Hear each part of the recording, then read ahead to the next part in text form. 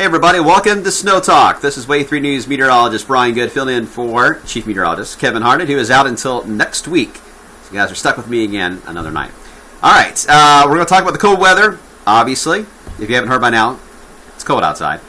We're going to discuss that, the latest trends for the overnight, and we'll talk about the setup here for this weekend into next week. Don't get too upset, snow lovers, when you see the models.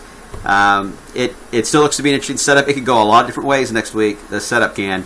So I don't know if it's going to be all snow. It may not be all snow. In fact, it's likely not to be all snow for the Ohio Valley. But it doesn't mean it's going to be an impactful system, and I think it could be. So we got to watch that. And I think it's going to come in two pieces, too, for next week. So the important thing I want to mention before we get into the stats is looking at the data. To me, it looks more and more like we're getting into a wintry pattern setting up for the rest of the month into early February.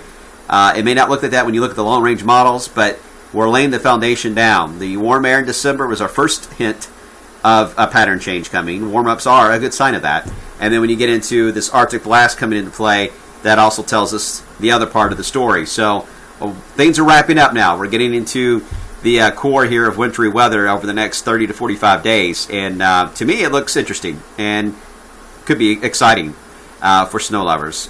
Just keep in mind, we're not going to see a snowstorm until the very last minute, more than likely, within 3 or 4 days if it's showing up. If you see a snowstorm on the models more than 4 days out, I mean the perfect snowstorm, you got to question it. If it doesn't look like anything much more than 4 days out, and then all of a sudden you get within 4 days and it looks like a winter storm's coming, you have a little more faith in that happening. So that's the way things go around here. They don't show up to the last minute. So we're always looking, but it's all about the pattern, not so much the specifics of the models themselves. All right, there's my rant on that. All right, here we go. The latest on stats. Uh-oh, the normal to date, it's catching up. 3.6. We're almost completely balanced for the season. I think that'll happen as early as tomorrow. On the board for the forecast, something similar to what we saw this morning for Friday morning. So half a bar, maybe a dusting, quarter of an inch in some areas. A lot of that's going to blow around just like this morning too. So we're not too concerned about icy roads. Sunday through Wednesday, we'll cover that. And then, again, I think it's a two-potter. So the second piece will come through between the 15th and the 18th. That one, I have a half a Twix bar. I may have to raise that, though, when we get closer. All right, 7 degrees outside. Coldest it has ever been so far this season here in Louisville. Look at Seymour and Salem. 1. 1 degree by itself. 10 below is the wind chill in the city. That is wind chill advisory criteria. In order for the wind chill advisory to qualify, it has to reach 10 below 0 or lower. We have done that in Louisville now, and Fort Knox has done that. And as you head into Seymour and Jasper, that 13 to 14 below. Clear skies, allowing now the temperature to drop. What is happening is you got a counterbalance. Throughout most of the day, we've had some sunshine and the gusty winds, but the sun helped things out. It didn't feel as bad. I mean, it was brutal, don't get me wrong. That wind had a bite to it. But now the sun has gone down. We got a clear sky. The winds are calming down. When you calm the wind down, the thermometer can drop quicker. But when you calm the wind down, you reduce the wind chill. So you have two different things happening. The actual temperature is getting colder, but the wind chill is dropping too. The question is, does the wind stay elevated enough to give you a significant wind chill overnight tonight? And that's where the balance is going to come into play. Both of them will kind of keep at their own pace to keep the wind chill on average about 10 below overnight tonight, maybe 15 below in a few cases. So that's the reason why the winds are crucial in forecasts like this, along with the clear sky. And the winds are beginning to ease off. We're at 14 sustained, breezy enough, but I think that 14 will hold steady for another couple hours. Then we'll see that wind speed drop probably to about 9 miles per hour by sunrise, giving us a wind chill that will be below 0. And then we'll see the winds ease off even more tomorrow, so improvement does come our way. So the wind chill advisories, just got word in from the Weather Service, they will stay intact all night tonight through 10 a.m. for tomorrow, and includes the entire state of Kentucky. In fact, most of the southeast part of the country is under a wind chill alert of some sort. Forecast wind chills and latest models as we head into sunrise. They do improve. I mean, the models are taking us to 2 below, and with about 10 below or higher in Indiana, and then perhaps even positive numbers to the south. It all, again, it just highly depends on our actual temperature and what is the wind speed at that time. So these are just model projections. We'll just have to do our best to keep you updated overnight tonight and during the day on Thursday itself. Christy will, of course, will be on the air on sunrise. All right, so here's the temperature profile. You see that gray shaded. That's cold air. And you see how it worked its way in? our second surge Friday night into Saturday. With the second surge Friday night and Saturday, this is going to be the kicker for how things are going to play out Sunday into early next week. The Canadian model is much more robust with this Arctic plunge. Takes us below zero, in fact, in Louisville, Saturday morning. The European model takes us to 11.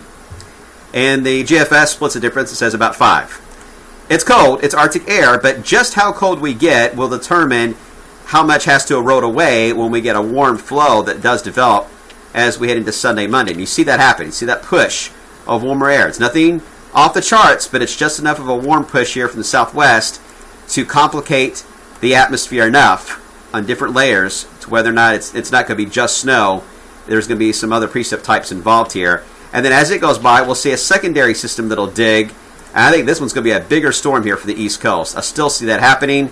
I still think it's going to influence us with a snowy system here for Thursday on the 15th, and then another plunge of Arctic air. And then we're going to see the pattern repeat itself.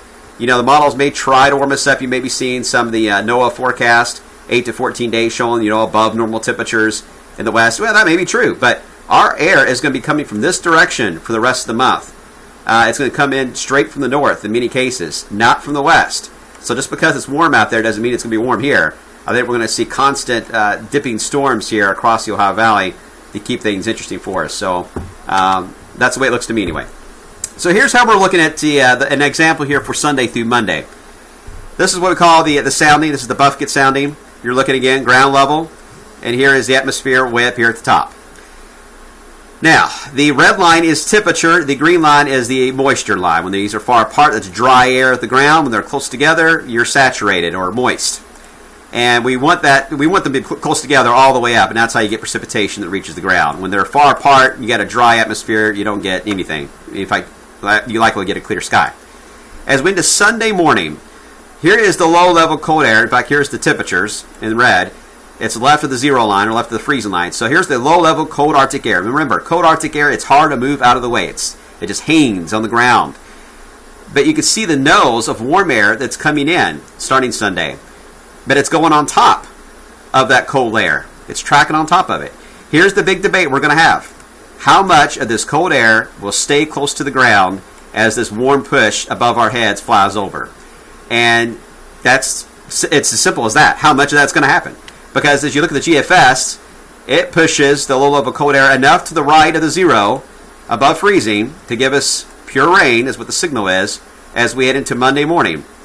We saturate, becomes all rain, and then as we get into the colder side of the system, as it moves away, we get a northwest wind, and we go back left of the zero mark again. It ends as snow flurries as we get back to a colder profile. But how this layer is going to work out, how much of this stays left of zero, is going to be crucial, because this up here, we're growing highly confident on, is going to go right of zero and become a warm nose of air. All right, so we're pretty confident on that. We just cannot figure out how much of this layer underneath that, closer to the ground, how much of this is going to be still the Arctic air. And the models do horrible in these setups. They are always off on this, so don't look at these models verbatim. I'm going to show you the European verbatim only to give you an example of the differences you just saw. All right, here's the European model for Monday. Here's the moisture line. Here's your typical rain-snow line across central Indiana. When you look at the 850 temperatures, we look at anything 0 or below to give you snowfall. You can get sleet at 0, and you can even get sleet at +2. And the +2 line is right across the Louisville area. So this is a thick enough layer of cold air right along northern Kentucky and Indiana that it could be either snow or sleet. Once you get down in here, it all depends on what is the ground temperature, because it's going to be rain falling from the cloud. So then we look at the surface temperature. Well, when we do that, that white line is the freezing line. It is located across central Indiana, 35-degree line right across Louisville, and above 35 to the south. So by looking at just the Euro, it would signify to me a sleet scenario for northern Kentucky and all rain in southern Kentucky, if you go verbatim. And then here's the second piece of it, as I mentioned, that will come into play on the 15th. This will be a bigger storm, and it's going to give us that cold and snowy weather for later next week. So, got a headache to figure out here for Sunday and Monday. Just it all depends. I really think on how cold we get with that second push Friday night and Saturday, how much of that cold air is still there when this warm air flies over us Sunday and Monday, and we cannot answer that just yet. So right now we're going to say there's a chance for freezing rain, there's a chance for sleet, there's a chance for snow, and there's a chance for rain. We call that the lovely wintry mix.